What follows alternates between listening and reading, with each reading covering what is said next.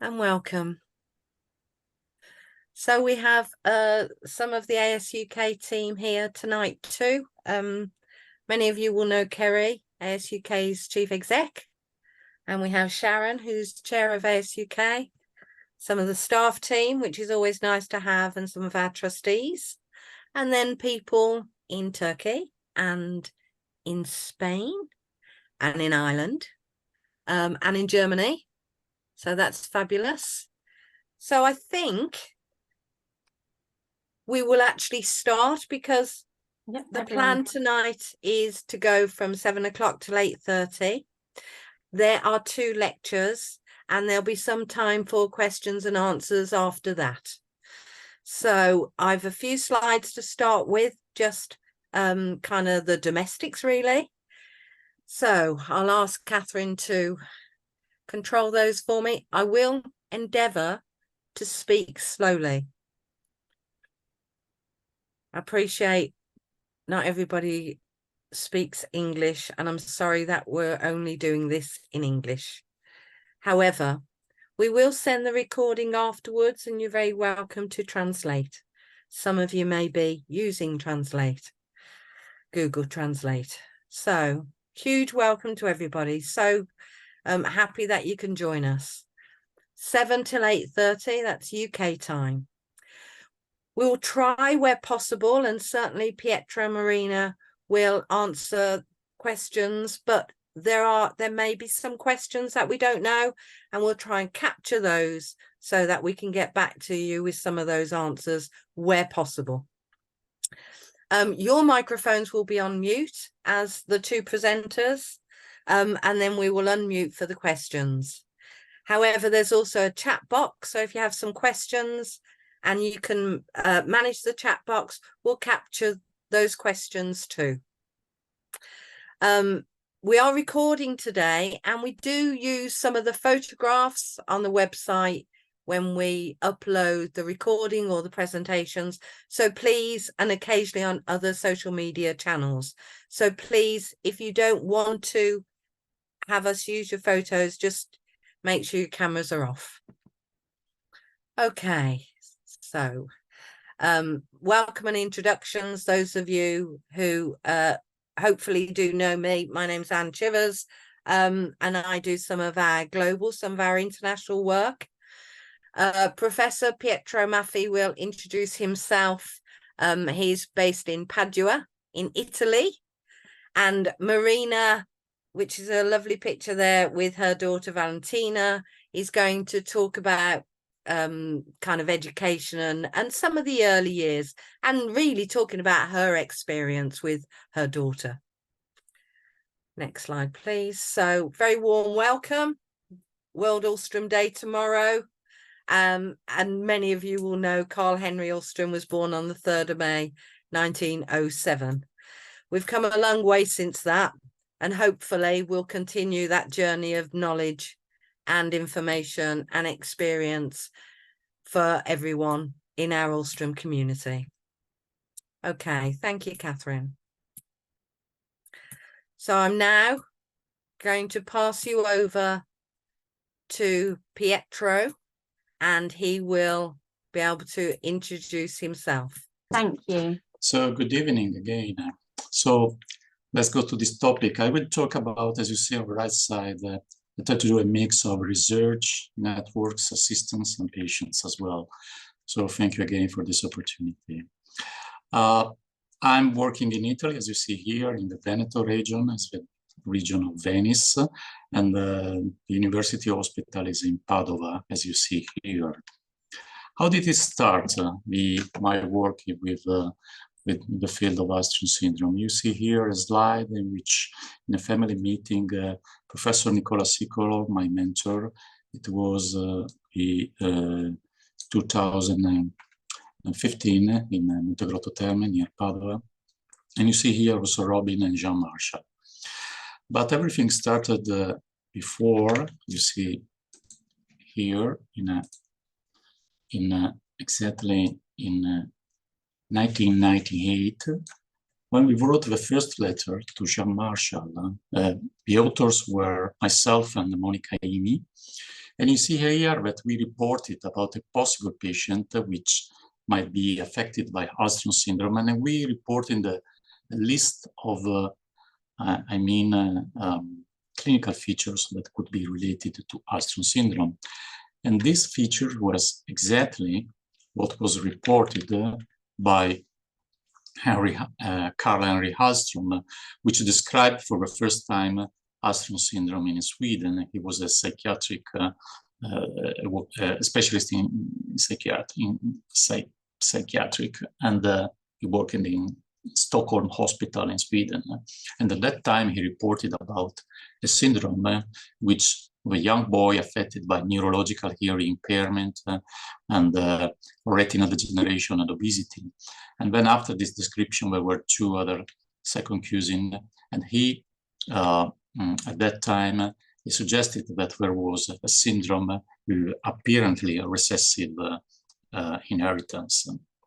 So after the letter, we were lucky that you see here, after 1 hour and 40 minutes, Jean give us a feedback about the syndrome. And at that time, there was any gene, so it was not possible to do the, the genetic diagnosis as we do today. So the phenotype, the clinical picture was a possible affected patients. But it was possible at that time to try to select some molecular markers in order to make a diagnosis, a bit precise diagnosis on, of a link of this patient with chromosome 2p. And that's what we did, where we sent the blood sample to Jean Marchand, and then at the end, after the discovery of a gene, we had also a diagnosis. And that time it was nice that Jean, since the beginning, since the first report you see here, that she mentioned the Society for Alström Syndrome Families. At that time, this was the name of the Alström Syndrome International. So that's how everything started in my life. The doctor that was working with me at that time was Monica Hini. You see here this doctor. And Monica now, she's not working anymore in Italy. Well, we could say she worked for some time in Uganda, in Africa. Now she came back in Italy as a GP in North Italy, and she was very precious for me at that time with the discovery of the first patient. So thank you again to Monica Hini for this help at the time. In the early days, there were very few patients with Alström syndrome in Italy. I will show you just a couple of slides because the rest will be shown by Marina. You see, we met at the roof in the top of the hospital in 2005. There were very few patients, and probably Marina didn't see anymore this slide. You see Marina here, in the second meeting, 2006. Here you see Marina. Here you see the daughter, the husband, and the other boy. So at that time, that's how we met. There was no association. It was just a family meeting in the hospital. And after 26 years, you see here how we grew up, and a lot of patients came in contact with our group, and it was raised also the Alström Syndrome Association Italy, and much more will be said later by Marina. So looking at, the research in this area, how we can have an idea of what's going on, what happened in the past, and the aspects of the research in Alström syndrome. When we look at the research, we go back to the ancient library, but Alström syndrome is not reported in this ancient library, it's old library, but it's reported in the national, in the modern libraries like that in the National Institute of Health that you see here. And what is reported here, when you check in the web of the National Library of Medicine, but the name is PubMed also, PubMed, and you check Alström syndrome, you could see how many papers have been published in this area. And you clearly see here what happened in research. This is an access that I did last week. And you see here, this is the number of manuscripts that have been published along the years, but at a certain point, you see here, approximately 25 years ago, that after the first manuscript by Jean Marchal in 1997, and after this manuscript that was related to the gene discovery in 2002, there was a clear increase of a manuscript in this topic, I mean, in the topic of Alström syndrome. And we reached the peak in 2022, you see here. So this is how the scientists published in this field. In 2005, there was the first publication of a mice model of a syndrome. In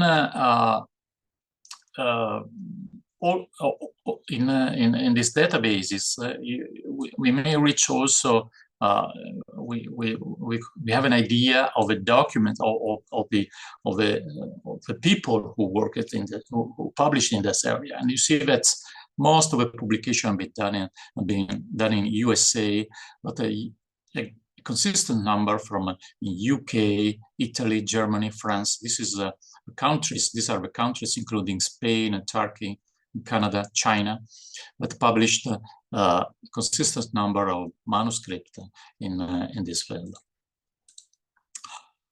These are the groups that worked in the field of Alström syndrome. The Jackson Laboratory, where Jean Marchal worked as a scientist.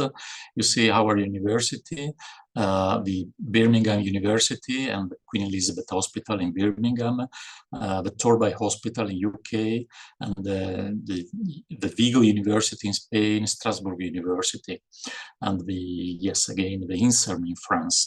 So these are the countries that contributed a lot to medical literature and to publication as professionals in the field of Alström syndrome. The kind of manuscript by subject you see here that were mostly related to medicine.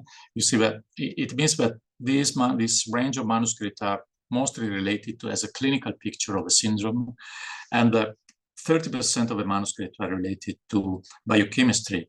It means molecular mechanisms of a syndrome and how the gene works. Most of the manuscripts are articles, and 65% and 23% are review articles. Usually, the acknowledgement, we do the acknowledgement at the end, but I will do the acknowledgement the starting of my lecture, and I will show you some professionals and scientists that contribute a lot to medical literature in the field of Alström syndrome.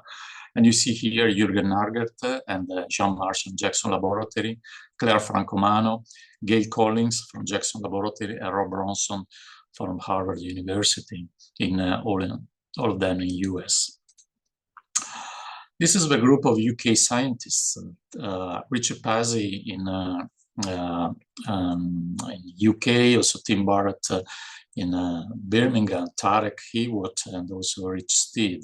This is Natasha Tahani, which contributed to the clinical guideline. So a lot of work was done by in the UK, including Alström syndrome patients associations that is organizing this meeting.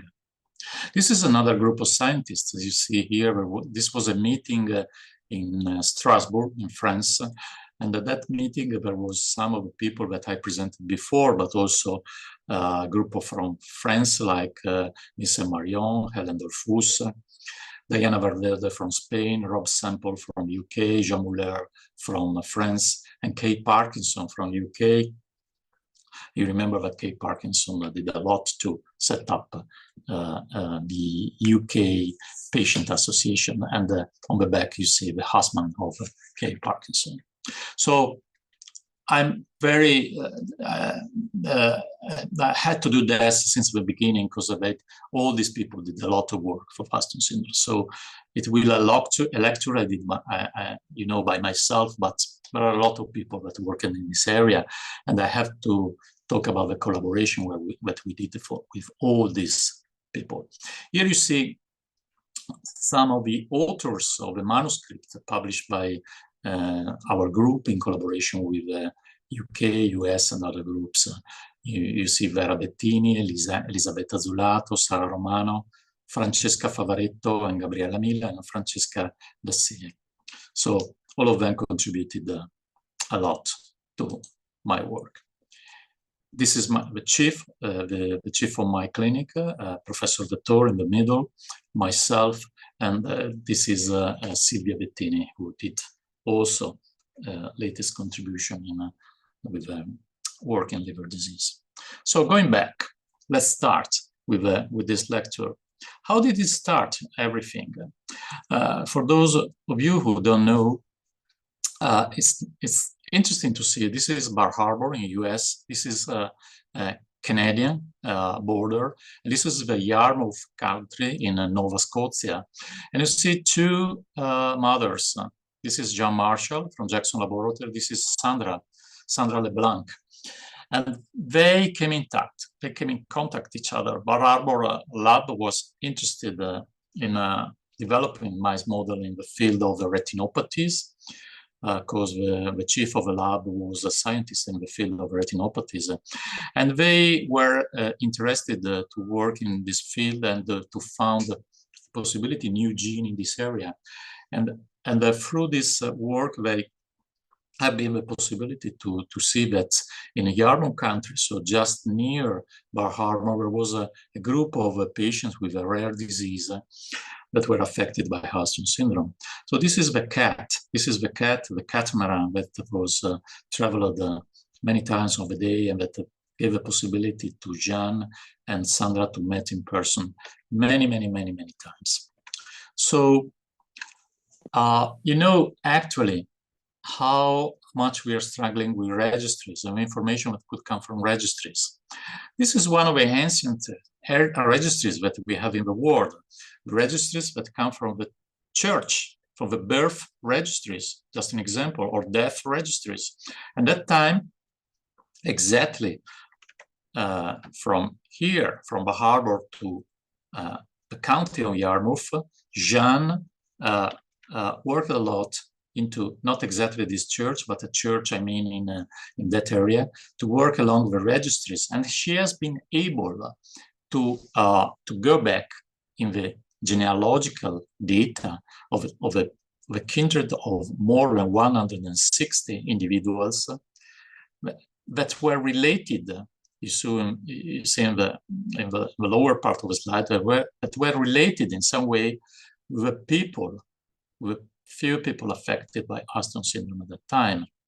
So that's how everything started, through the registry and through the contribution of that registry. At the end, and through the molecular markers that you see here, Jean Marshall has been able to restrict the gene of Alström syndrome in an area of chromosome 2 and on the short arm of chromosome 2 in 2, and the name was the 2p13 area. That's how it happened. But after that, with other patients that have been collected, at the end they have been able, through the genetic analysis of a patient from all over the world, including Italy. This is the Italian patient that was tested at that time. They have been able to exactly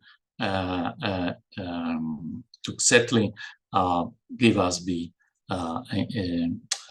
to find, I mean, the gene of the syndrome. And you see here on the right side that this gene was expressed, it was present in every part of the body. I mean, also in the parts that are affected, well known affected by the syndrome. I mean, in many organs like the heart, the lung, the liver, skeletal muscle, the kidney, or the pancreatic gland. But at the same time, with a different, by a different combination, by chance, you see David Wilson in Southampton University. And at the same time, 2002, and these two papers were published together, flank by flank. They observed that there was a particular translocation of this chromosome, chromosome 2 with chromosome 11, and a breaking point exactly in the place of Alström syndrome. So David Wilson analyzed other patients for that breaking points, and he had been able at the same time to discover the Alström syndrome gene. So we have been lucky that both David and Jean Marchand talked together. They share the information, and at the end they published together this important information in this medical journal.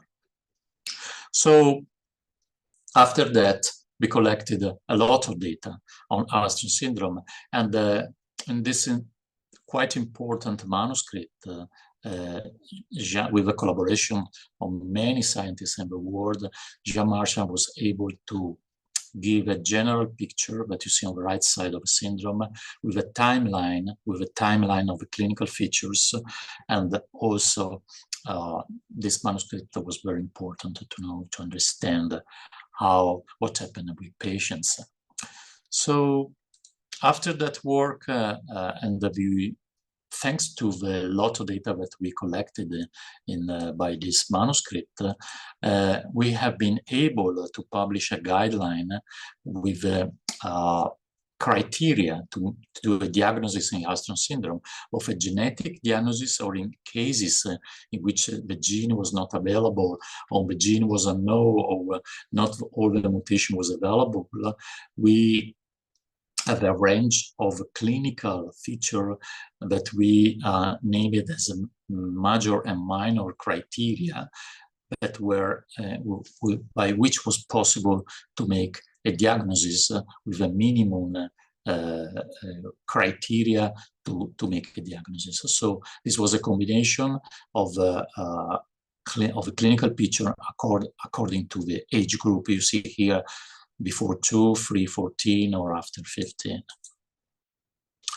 After that, it was very instrumental to research in this area the discovery of a mouse model. The mouse model by Jackson Laboratory was the first model in this topic, and it reproduced many aspects of the syndrome, including retinopathy, the increase of body weight, and the diabetes, and many other aspects of the syndrome. And this was instrumental to do a lot of research on how the Alström syndrome works. And after that, another breaking point was again the publication by David Wilson in Southampton University, which discovered the fact that the gene was associated to the function, to the work of the cellular cilium that you see here, and the basal body of a cell. So in some words, there was a connection between the external part of the cell and the internal part of the work of the cell. So by this, we have been able to localize exactly where the Alström gene works. This was very innovative manuscript, breaking point. So you know very well that we think that some critical organs of our body, including the retinal field, the cells that control hearing, or kidney, or brain in some parts, are all these cells present cilium. And if a cilium is not connected, it is not working with the cytoplasm, with the internal side of the cell, is not working correctly, we might have a disorder, we might have a retinopathy, we might have a hearing impairment, we can have kidney failure, or increase of appetite. And that was demonstrated in humans by this paper, in which we have seen Jackson Laboratory with collaboration with fibroblast in patients and the mouse model as well, but there are some components of a cytoplasm of a cell that doesn't work appropriately. So the transportation this was an example related to proteins that circulate inside the cell, doesn't work very well. And this is related to the fact that the Alström syndrome gene, the Alström syndrome protein, probably doesn't work very well. Another achievement by that papers come from the fact that we observed a huge increase of fibrosis in the body of patients affected by Alström syndrome all over the body. The fibrotic tissues was increased, and this was probably a primary disorder. And that this was a primary disorder, not a disorder related to, I mean, an aging process, was demonstrated by this work that we in human fibroblast, in which we observed that the cytoplasm and the production of a fiber cell of collagen was increased in Alström syndrome. This is the work by Elisabetta Zulato, and you see that there was a huge increase of this is the fold increase of collagen. So this was a cartoon that explained that the fact that the Alström syndrome doesn't work very well. We have an increase of extracellular component of the cell, an increase of collagen, fibronectin, and fibrillar extracellular matrix that give at the end a fibrosis, inflammation, and this is the mechanism that in part lead to damage in the body. So after that, we controlled. There are many papers in the field of heart disease, including from Rich Steed in UK. Just show a paper that we published with MRI that show that there is a fibrotic tissues inside the heart of Alström syndrome, and also the fibrotic problem is present in the pancreatic gland. So patients, this is another paper that show that type 2 diabetes progress along the years in the population of Alström syndrome patients. So how diabetes impact, how diabetes comes in Alström syndrome. This is the paper by Francesca Favaretto, was published in UC in 2014. And what we demonstrated that was a failure of the adipose tissue that you see here, and the translocation of a protein that help insulin to work and to pass glucose from the blood to the cell was not working very well. So at this and this derangement happened mostly in the adipose tissue, and was sufficient to explain the diabetes in the mice model. This was our observation. It was difficult to publish this work because nobody was aware of that at the time, and the reviewer doesn't believe too much our explanation. But anyway, we published that the GLUT4 was reduced, insulin secretion increased, and this gave an uncoupling situation, and might increase obesity and diabetes at the same time. We are happy to see that some years later, you see in 2021, a beautiful paper from Tarek Hewitt and also Vincent Marion exactly demonstrated again in a very elegant, nicely way, but what we had shown at that time, and they observed in a mice model that when you delete the function of the Alström syndrome gene in the adipose tissue, you might induce diabetes in mouse model. And when you correct in green line, the Alström syndrome gene in the adipose tissue, the glucose tolerance is exactly the same as in the control mice. So this is a very nice and elegant demonstration of what we observed in the past.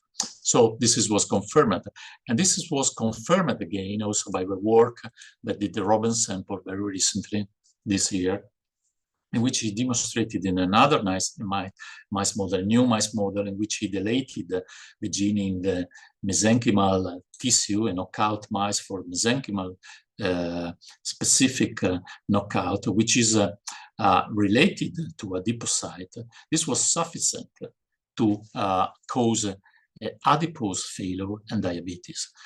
So this is a very important point. And the other issue, this is quite interesting observation that did Vincent Marion, you see here Vincent, that he had been able, through this observation, to to set up a molecule that the name is PATAS, and this molecules exactly works works along the Alström syndrome pathway, and this molecule is able to modulate glucose metabolism, to modulate fibrosis, to improve triglyceride levels in this mice model. Unfortunately, this molecule works in where the Alström syndrome protein is preserved. So it doesn't work when Alström syndrome in Alström syndrome mutations. So it doesn't work in patients. That is not expected to work, but it's helpful for the general population. So through the observation in the Alström model, have been able to to provide a new medication for treatment of diabetes, and I hope he will develop this medication also in the future for the clinical aspects.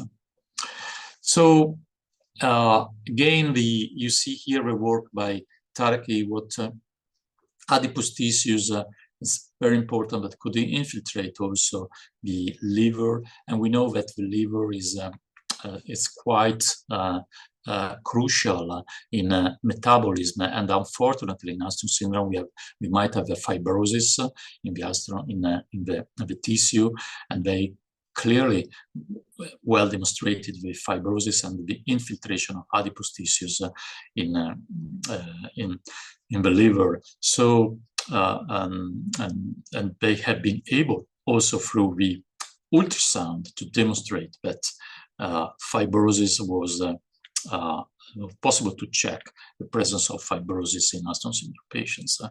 We replicated this work also in our clinic. You see here what we observe in Alström syndrome, an increase of stiffness and steatosis by ultrasound. This is a work done by Giancarlo Bombonato in our hospital, and that this the stiffness of the liver was related, clearly related to the weight, to the waist of the patient, I mean for the waist circumference, and with the metabolism, with the arrangement of metabolism. We have been able to show also that diabetes might have an impact on this cell. The cell are the hematopoietic stem cell, and in diabetes we might have, I mean in general population, diabetes, a reduction of stem cell from the bone marrow, and also this cell, the name, are precursor of an APC, the endothelial progenitor cells, and these cells might be related also to atherosclerosis, and the reduction of APC cell are expected in case of atherosclerosis. What we have seen with the work of Gianpaolo Fadini that you see here on the right top, that Alström syndrome patients unfortunately have a reduction of this cell, and the reduction along the time, along the years. So the question, the open question, if this cell are in some way related to the fact that Alström syndrome patient might have an increased risk of infection disease, cardiovascular events, or a sort of accelerated aging condition. So the question of aging was recently shown by Rick Steed in a paper that you see here, in which he observed that you compare the chronological age of Alström syndrome patient with the phenoage. This is a combination of data that come from a lab test. You see that there is a not linear correlation with chronological age, but it seems that patient at 20 or 14 could demonstrate from lab an age, they seem to be older, or 10 years older than expected. So this is an observation that did the group, the UK group. So in some way that we could say that Alström syndrome may be a sort of paradigm for premature aging as well. The brain Alström syndrome, we observed that the Alström syndrome patients that you see here may have a derangement of the pituitary function, and the derangement of pituitary function and fibrosis in the pituitary that you see here on the top, might be affecting also the growth of the patient, and the fact that some of the patient doesn't produce enough growth hormone from the pituitary gland.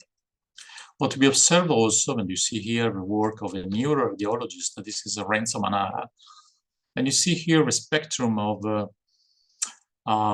the functional MRI, you see, and what you see in color, is the difference between a control brain and brain of Alström syndrome patient. This is a study that we did in Italian patient. There was a sort of derangement of a white matter in the brain, but we don't know exactly the significance of this data. But anyway, for this data, we have been willing to start and to see much more in the brain function of Alström syndrome patients.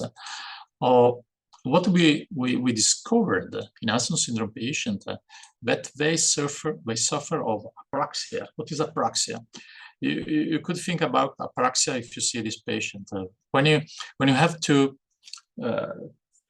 make this whistling when you have to push the air from the mouth to the instrument, you need a coordination of this movement, and this is many patients with Alström syndrome are not able to do that, and this is apraxia. So it means that it's a sort of neurological disorder characterized by inability to learn familiar movements on command. We can do that, but not on command. When you want to do now, we're not able to do that. This is what we observed, especially was a buccofacial apraxia. So it means an inability to coordinate or carry out facial and lip movements in simple tasks like whistling, winking, coughing on command. And this might be related, apraxia, to a function of left frontal lobe. So we demonstrated for the work, for this work, and Dina Russo was a psychologist who do a lot of this work in this area. Don't go over all this data, but we could say that at least 74% of patients suffer of apraxia. And this is well demonstrated in this slide. Another issue, another interesting point, you know, that we work especially in the field of endocrine and metabolism, is the question of the phenotypes that might be different also according to I would say the sexual external features of the patients. The common finding in Alström syndrome, you might have a patient that are much more similar, I mean female, with these two pictures of stage 2 and stage 3 Tanner stage of development. But we observed also a patient, for instance, a case with this clinical picture. And this patient, we depicted this patient with no hirsutism, no alopecia, with normal breasts, no ovary cysts, regular menses, no hyperandrogenism. So this patient has a sort of atypical, not typical phenotype of Alström syndrome patient. And this patient became pregnant in Italy. You see the development of a baby when the mother was pregnant. This is the ultrasound of that baby. This is the face profiles of that baby. So this Italian patient have regular pregnancies until the week 35. So at that time she developed, unfortunately, hypertension and urine protein and an increase of protein in urine. So the name is preeclampsia. So this needed an urgent cesarean section, and at the end a newborn male, a baby born, and that baby grow up very well, and the mother is okay, and also the baby is okay. So this happened a couple of years ago, and now everything is okay. So pregnancies is possible. This was replicated again in Italy and again in UK, and we are very happy with that. About collaboration, you see here a very important collaboration from all over the world, and especially with patients association. You see here Marina, and you see Carolise, and you see Anne. So, and the work was led by Natasha Tahani. This is very, this guideline is very informative and very helpful for, to work in this area. So very, very helpful work. I don't go through that work because I want to spare a bit of time. This is another collaboration, Eurowell Group. This is this collaboration was a European funded. This work was led by Tim Barrett in Birmingham, and essentially this work was set up to have a registry of the WAP syndrome. It include Wolfram, Alström, Bardet-Biedl syndrome, and the registry, international registry, to make research in this syndrome, and we new data in the syndrome. I go over the slides because we don't have time. And we have been able to publish also a number of new variants, new mutation related to the syndrome. You see, we published 268 unique variants related to the Alström syndrome. So this was a very important book, an example of good collaboration throughout Europe. Another good example of collaboration, I don't know if you are aware of that, throughout Europe, is the ENDOERN. The ENDOERN is a part of a European reference network that contribute to the research on rare disease throughout Europe. And through the ENDOERN, we had in the past the collaboration with Marina Valenti, and now recently also Bernd Rosenbichler, who is he's a father and is part of the ENDOERN group as a representative of Alström syndrome Germany. So I'm very happy that Bernd joined to this group now. So what's new on the horizon? Did you have new achievements? Something new is coming. If you want to Google and want to look at what's going on in research, you could check Alström syndrome in clinicaltrials.gov. And unfortunately, what we found actually is this work and this research led by Tarek Hewitt, again, UK, with the PBI 4050, but unfortunately this trial now is ended. The medication is safe for patients, but now the company is any more interested in the syndrome, and we don't have data on the effects of the medication. And now this is the name of the company, now is the Liminal Biosciences. This is the name of the medication. But you see here that the company is completely discontinued the research in this area. The problem is related to the fact that probably the mechanism of action was a bit different about what expected in the past. Another interesting work is this work with setmelanotide. Setmelanotide is a peptide that was tested in Bardet-Biedl syndrome and Alström syndrome.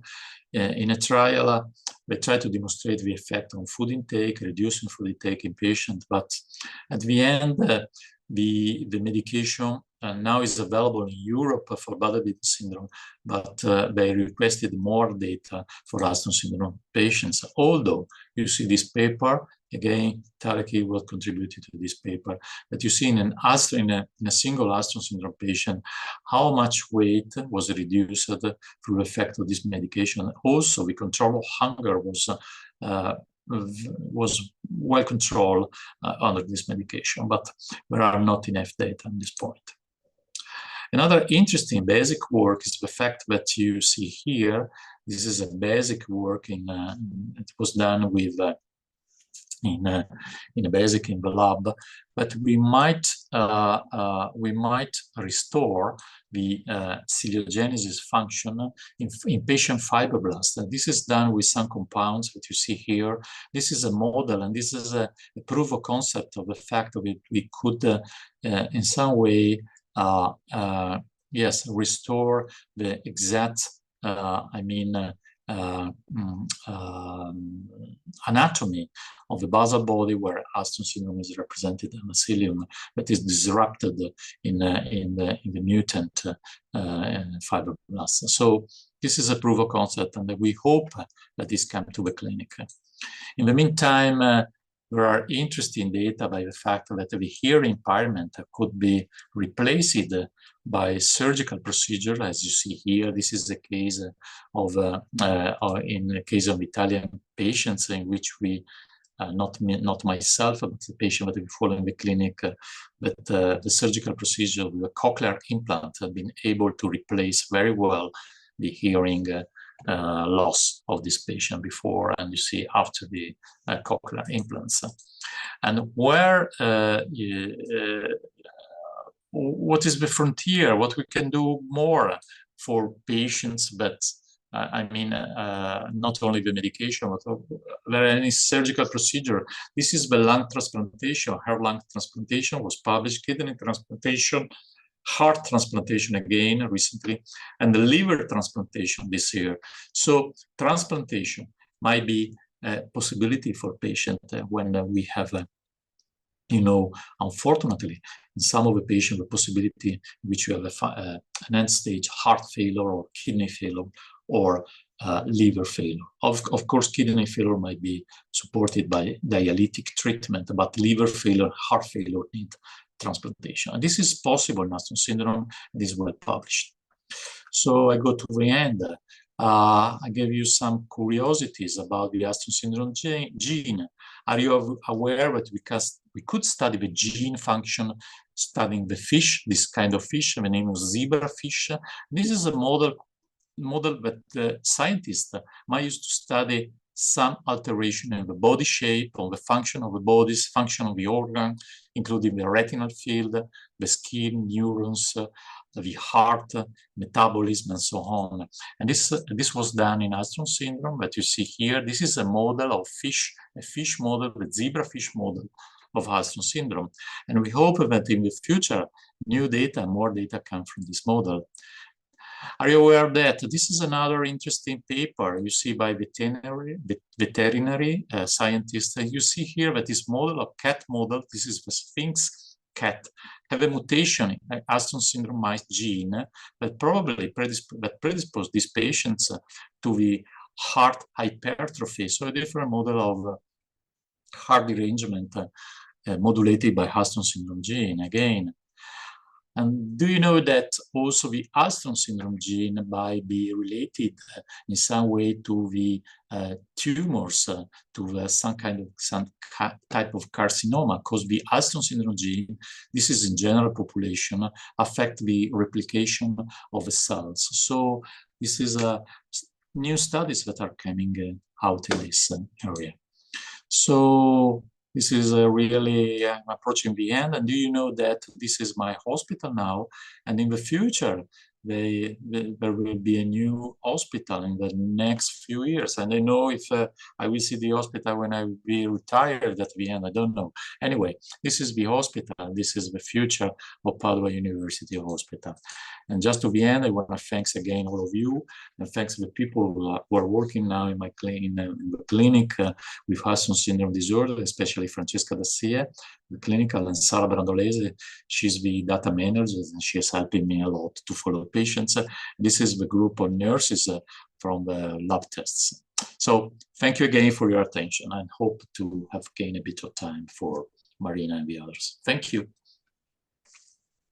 Perfect. Thank you very much, Pietro. There's some really fascinating statistics in there.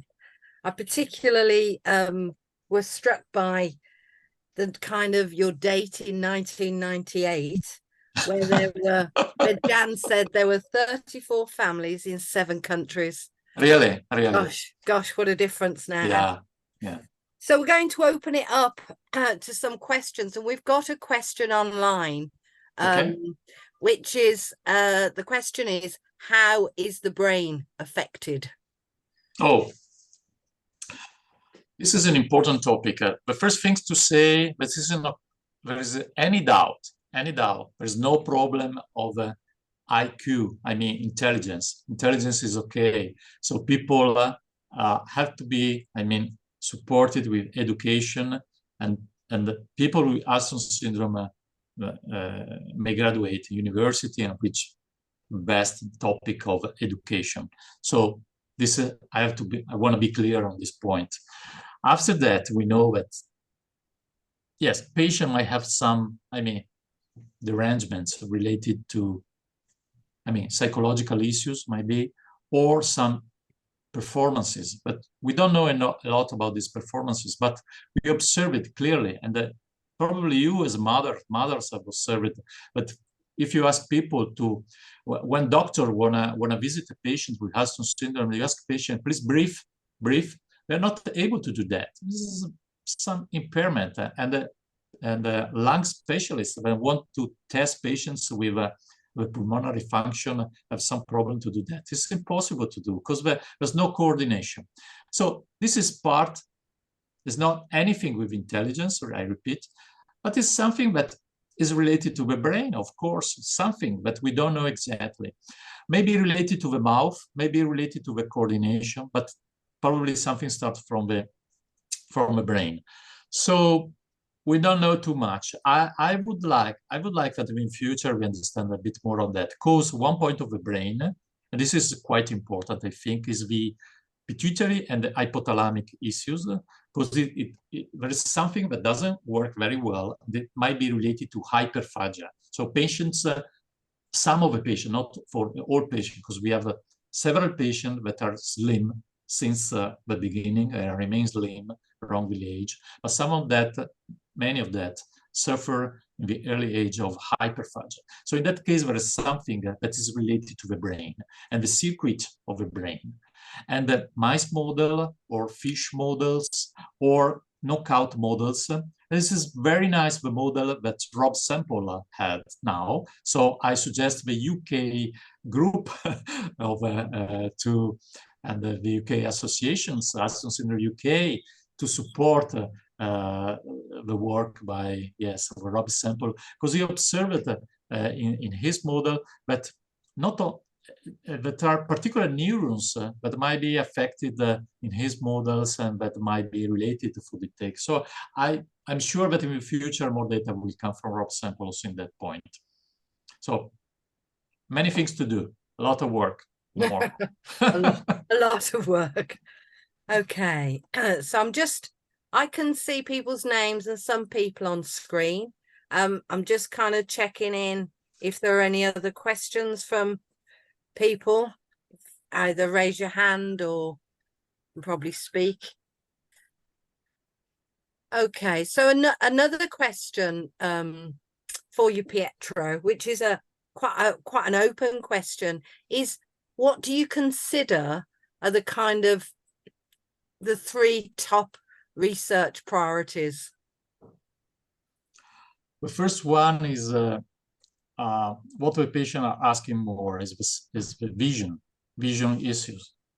So this is my feeling. So I'm not, unfortunately, I'm sorry for that. I'm not a scientist of a vision of a retinal field, but I understand perfectly. This is the first point. So I would much more happy to see that in the future something new will come on that point. But I think that the research that everybody is doing in other parts of the body, I mean, might be metabolism or might be adipose tissues or the heart or whatever you want, might be a piece of a puzzle of how the gene works exactly. So looking at precisely on the gene and on the protein that we don't have actually, this would be my second step, to have a protein exactly. We might help patients to, I mean, to improve their health state. Because if I can imagine, I can imagine, we have a protein, I could provide you with a protein that you don't have. For instance, if we understand that there's something needed in the body and produced by this gene that we don't have, and I provide you the protein and probably providing you what is needed, the whole problem, the whole picture, reach a solution. So yes, starting from the much, with a much, with a phenotype of the eyes, but this is a very, yes, I know that patient, how they would like to see again, and second step, to understand exactly, I would like to provide this, exactly how the protein works. And third issues is to prolong the life of patients, the life as much as possible, the life. And also a healthy life, Healthy life.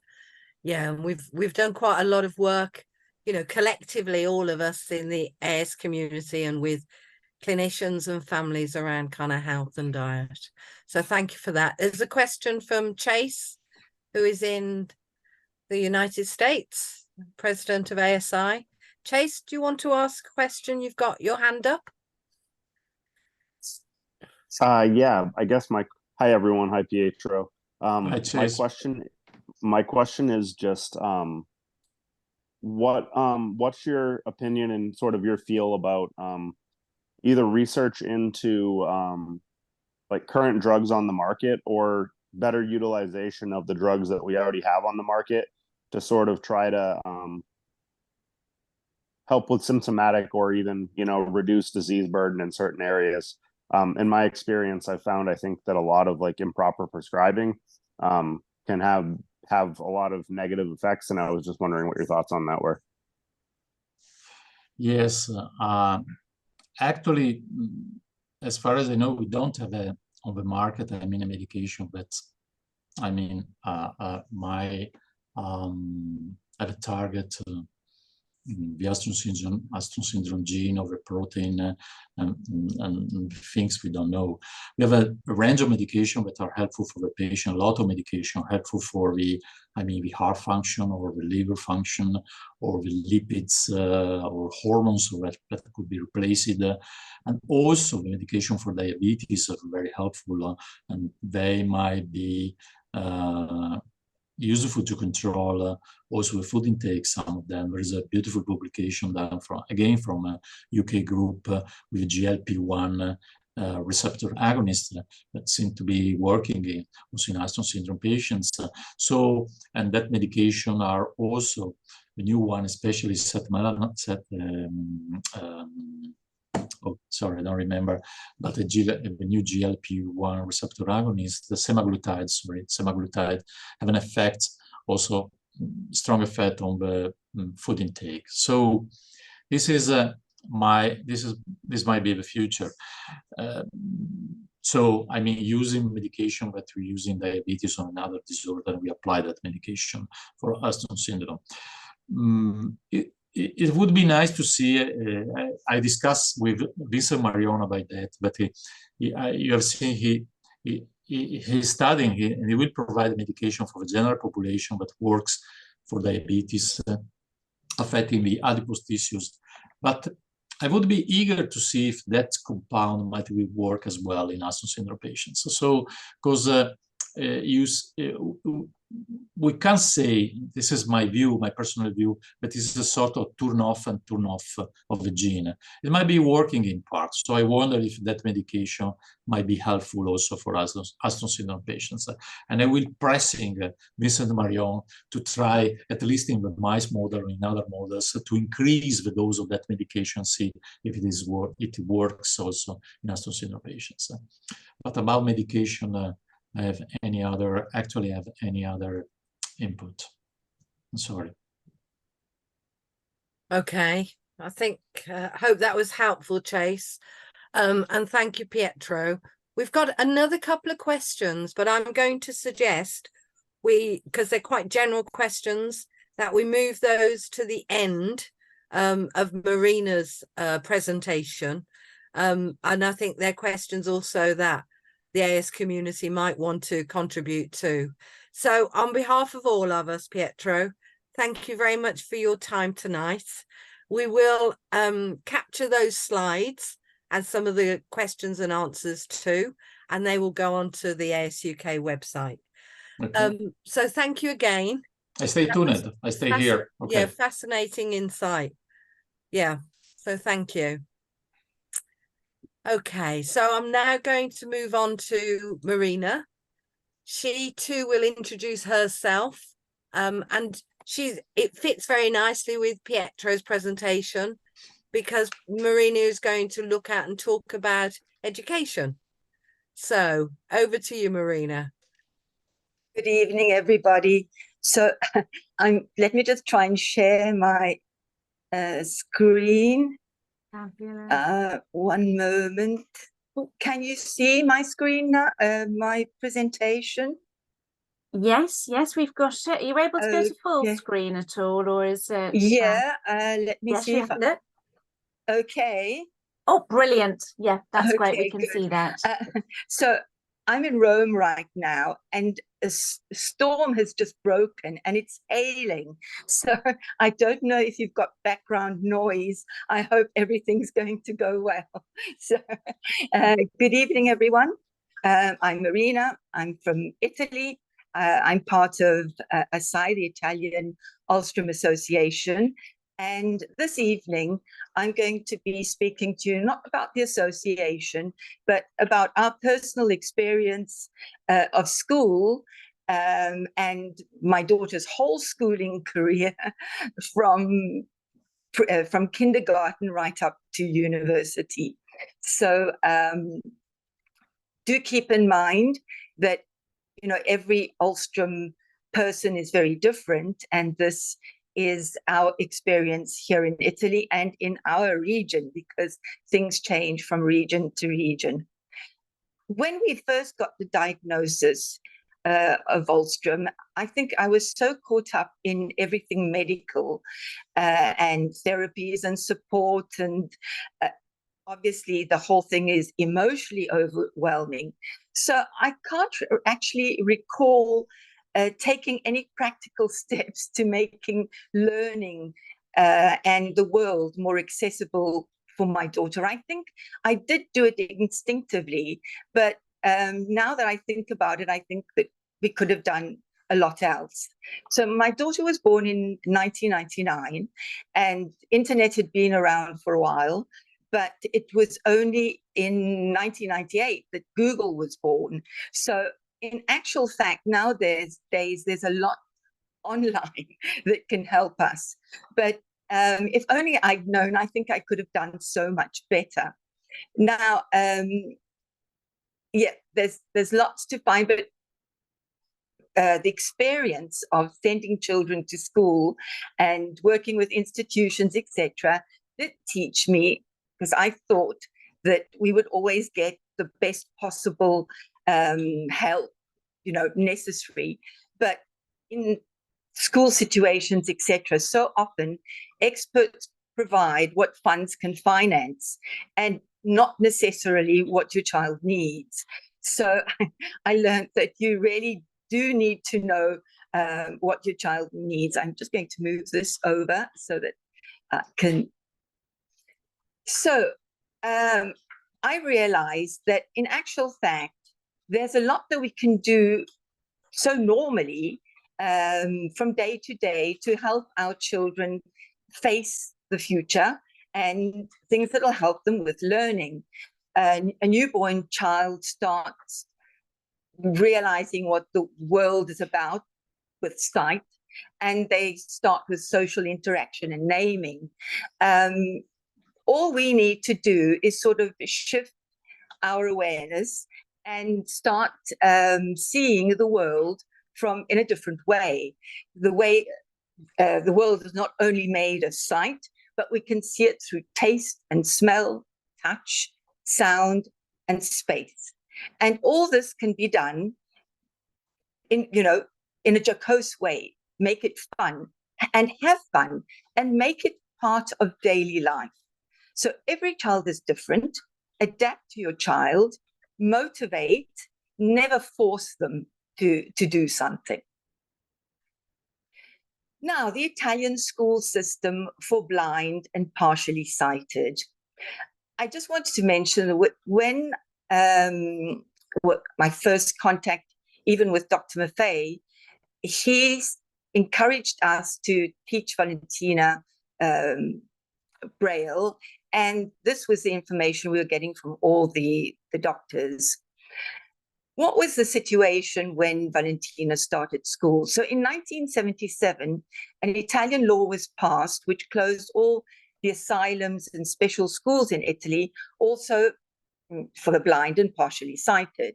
So it was a new situation in 1977.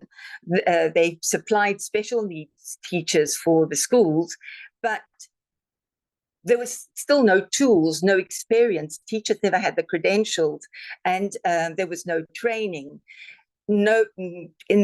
Teachers in schools knew nothing about technological material or technological equipment for the blind, and definitely they knew very little about Braille.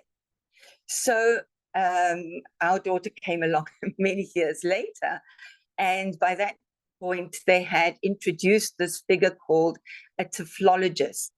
Now the word does exist in English, but I think it's only in Italy that you actually find a typhologist. So the typhologist should be the person who communicates between the school and the family, the student and the special needs teachers.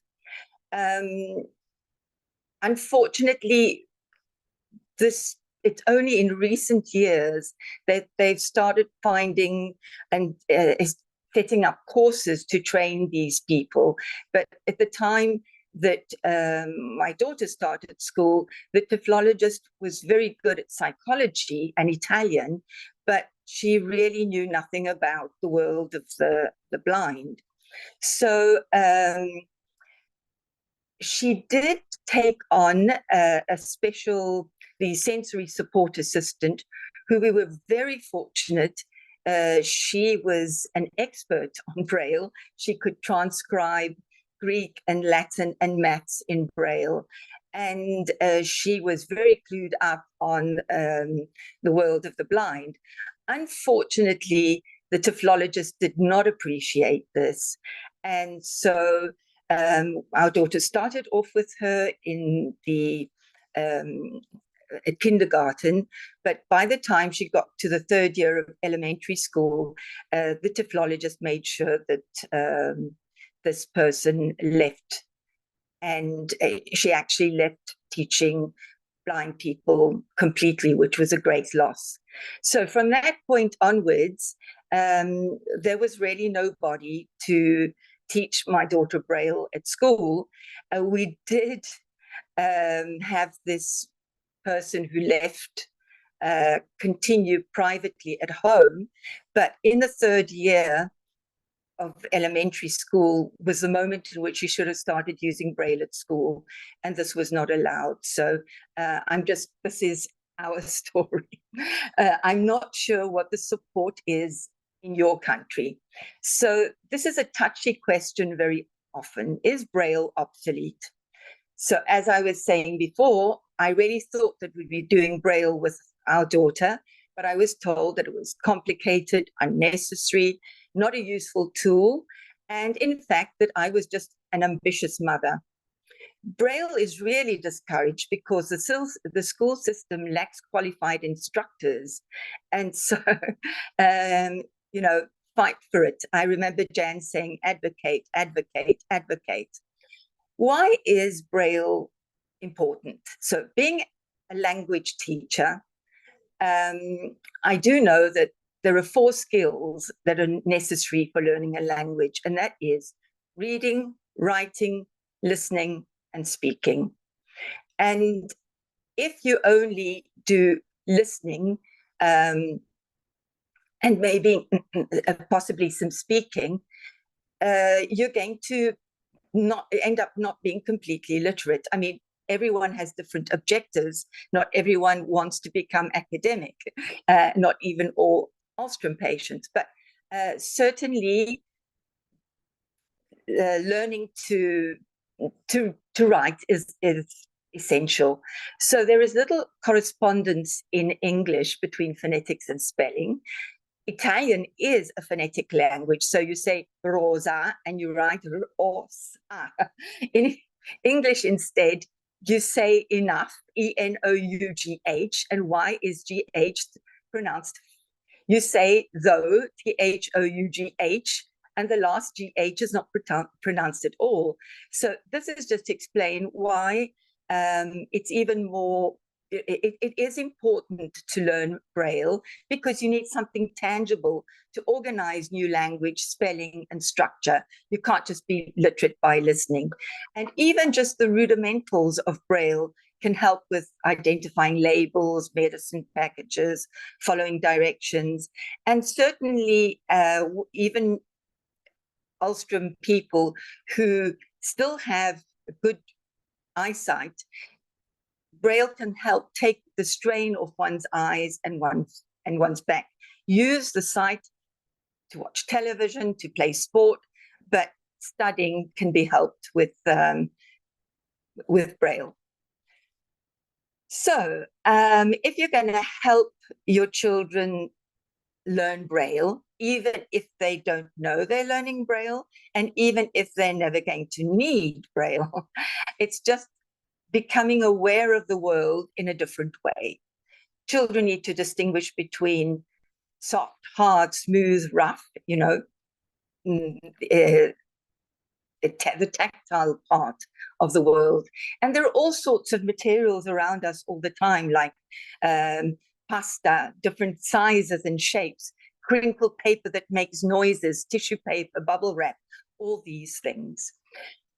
Give your child lots of access to Braille, not because they might never need it, but just point it out because you'll start becoming aware of it in the world as well. You might not have noticed it before. So you'll find it in hospitals, on cereal containers, boxes, buildings, museums, etc. I just need to watch the time. So will someone just tell me when my 20 minutes is up? Okay, because I don't have a watch in front of me. I will, Marina. Yes. Okay, thank you. I also, you need to provide lots of practice with fine motor skills. So as Dr. Maffei was talking before about apraxia, and I'll mention therapy that we did for this as well. But the more practice that you give our people, opening and closing containers and tying shoelaces, and kids love doing chores around the house when they're little. And if you make it fun, they'll stir and chop and sweep and pour, and you get them involved.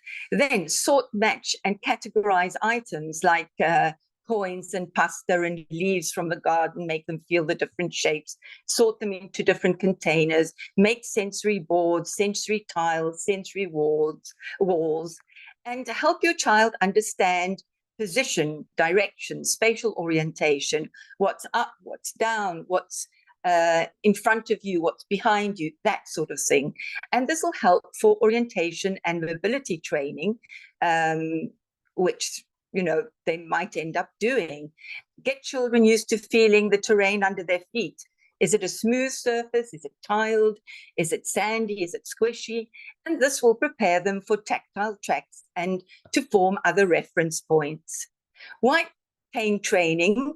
So once again, we were told that it was too early to do white cane training before Valentina was 14 years old. She still had sight when she did start doing it, but for her, it meant freedom. She was just so happy.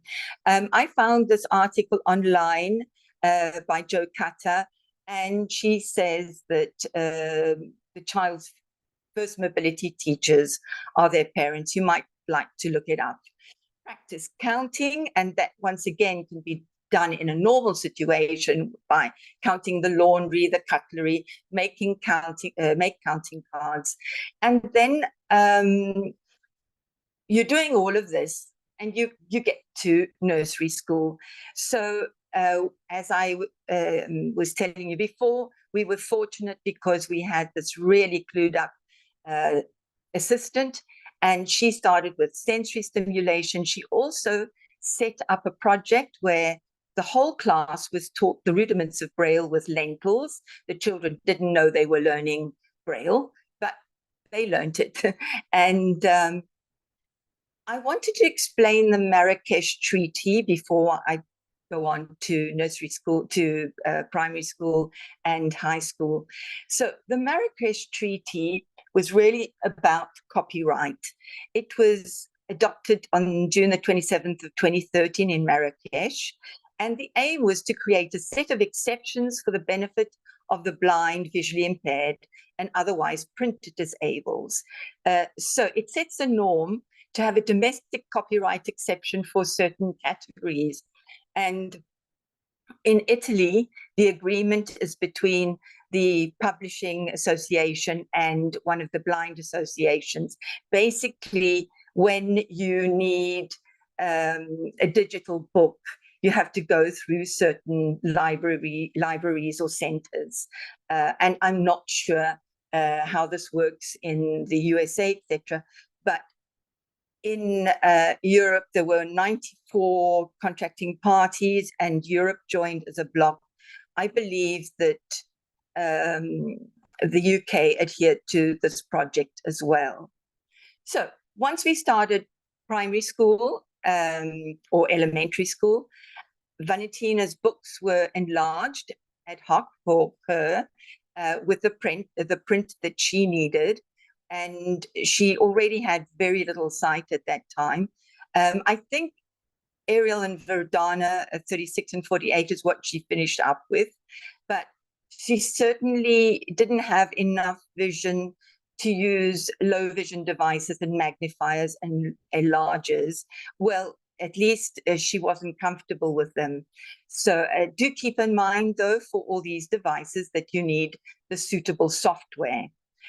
She did start learning, I think, in the 3rd year of elementary school, how to use 10 fingers. And I would encourage that for everybody. And she started using a computer with a black screen and white letters. She had colored pencils that we labeled with a color. And she did not learn to use cursive, but she always wrote in block letters. This is an example of the material, the paper books that were enlarged for her, and you can see some of her handwriting.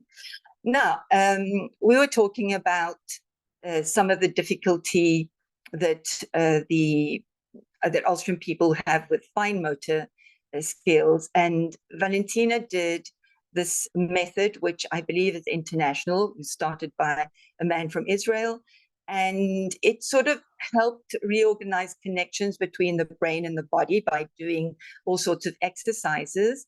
And they worked a lot on blowing bubbles and kisses. And also they worked a lot on the movements that a blind person might not do, like, you know, turn around to see who's behind you. Look into it if you're interested. We got to middle school and high school.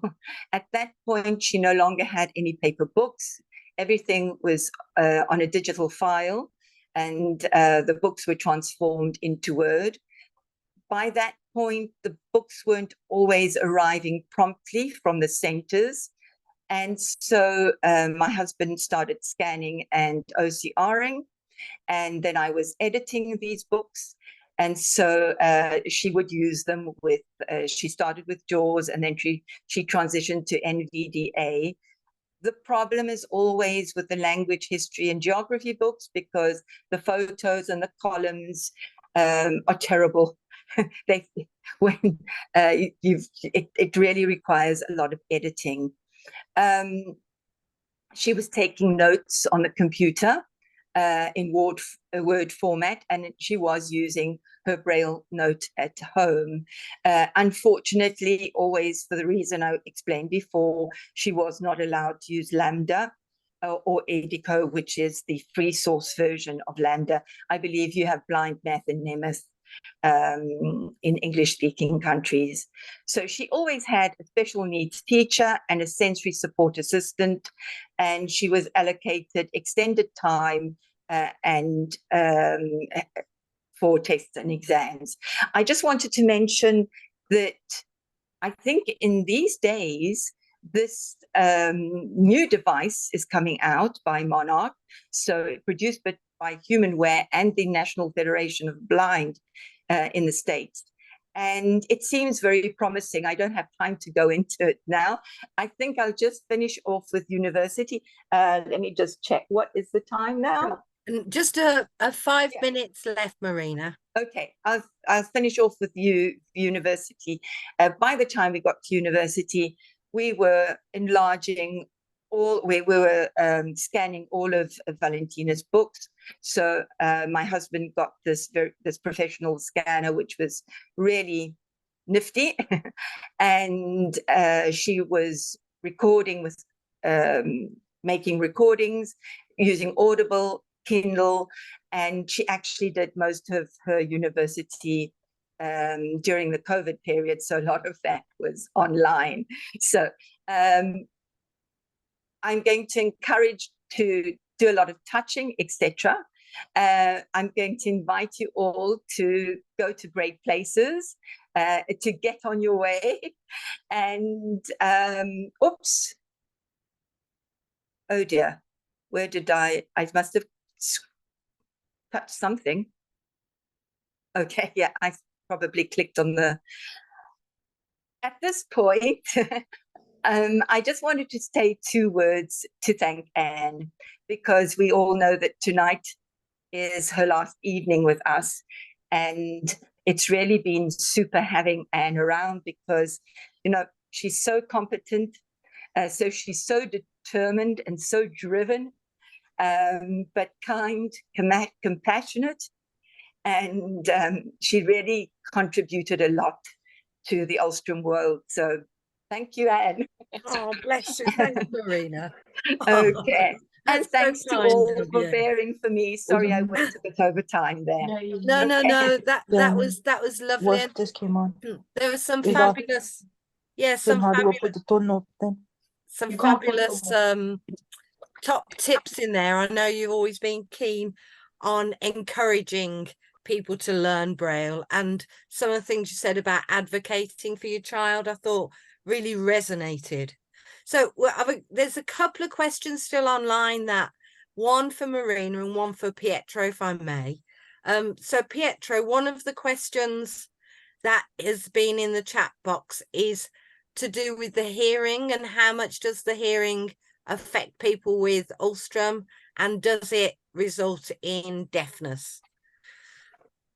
Well, it's yes, of course, the most important point about hearing issues is to recognize since the beginning problem. So, because we have a therapy, we have a treatment, the hearing aids works very well, and in case they didn't work, there is also the possibility to use the cochlear implants. The importance to recognize very early is that the patient might experience a dual sensory impairment, because we don't have a visual, they have a visual impairment and the hearing impairment. This is might be big issues, especially in when the kids grow up and to learn as much as possible at school and the education and so on. So hearing might affect, the education at school. So that's why we have to recognize, to treat, and to make possible that these kids might comprehend clearly what happened all around, and give them the possibility to interact with the teacher or with the class. This is an important things to do, and it's possible to do that. We have to advise teachers and schools. Perfect, thank you. And just to kind of say, on our website, we've also got a short presentation from one of our young adults with Alström about cochlear implants, and that might be helpful and useful to listen to. Okay, so a final question, and this is a difficult one, Marina, but be lovely to hear from you as a mum. The question says, what career would you say is most appropriate to those who have Alström? So talking about jobs, really, and this topic does come up quite a lot, really. It is a tricky one, but I just thought if you could share your experience. Okay, so a difficult question that. In fact, my daughter's facing that right now. So she got her degree, thought she'd find a job immediately. And when the job didn't appear within 2 months, she started looking for other things to study. So she's following the travel, accessible travel, and she's always traveled a lot. And so it sort of is just, you know, right up her path. And she's even doing sort of an internship with an association here in Rome right now. But there are several, I think, I'm thinking of the Italian people. So some of them have followed psychology and social welfare. And I see them really competent from that point of view. A few of them have done legal degrees, and I'm thinking of not an Alström patient, but someone else who ended up working as a, you know, a legal reference in an association. I think associations, there are some openings for people with blindness and hearing problems too. Things need to be set up properly, and it's not easy, but it's not easy for anyone nowadays. I also think that one can consider things like blogs and writing, newspaper work, radio work. You know, there are blind people who do this sort of thing too. So yeah, I'm not sure if that's helpful in any way. No, it's such a broad question, isn't it? And it is one that comes up now. So thank you for that. I'm now going to put one of my colleagues on the spot, which is one of our new team members who's joined ASUK. So welcome, Melissa. And perhaps Melissa can unmute herself and perhaps just contribute a little to that question. Brilliant. Hello, can you hear me okay? Yes. Lovely. So yeah, it's a really interesting presentation. So thank you both. I've always learned so much every time I step into one of these things and listen. I really agree with what you were saying, Marina, about everyone being so different. And sometimes I think it's not necessarily what jobs are right for people with Alström. It's what's right for your child as an individual. You know, we all have our different strengths that we bring to the table. And I think sometimes when you say, oh, you could do this, you then maybe get into the issue of thinking this is the only job I can do, when actually, you know, as Marina said, there's a whole world out there, and mostly anything is doable when you think outside of the box, and when you have supportive parents and supportive friends and family. I really think that the world is your oyster, and as Marina said, you know, there are difficulties and there are things to overcome, but I think, you know, everybody has their challenges, and actually what you can achieve is limitless. I think if you believe you can do it, I tend to think if you believe you can do it, you can do it. It just might be that you doing it takes a different path to somebody without Alström syndrome. But I really think, you know, the world's your oyster, and if you're interested in something, or your child's interested in something, then it's really important to help them flourish and thrive in that environment. Perfect. Thank you, Melissa. And just to explain to perhaps those who don't know you, is that you have Alström and you have just joined the team of the staff team at ASUK, and you're going to be leading a project on well-being. Yeah, I'm really looking forward to it, of really working with not just people in the UK, but everyone really on how we can all thrive, and how we can promote positive well-being, not just for your person affected by Alström syndrome, but for you as well. So I'm really excited. And you know, I've been quite new to Alström syndrome myself, and I think the support of the community has been so valuable to me at helping me navigate the syndrome. And I think something, you know, we say a lot at Alström UK is we're stronger together, and we definitely are. So I'm really looking forward to working with families and working with individuals and making those connections. Perfect. Thank you, Melissa. So a few last slides to say a huge thank you to Pietro and Marina. One in Rome and one in Padua, which is just fabulous, and it really demonstrates, I think, the kind of the collaboration that is going on, not just in Europe, but with our American partners too.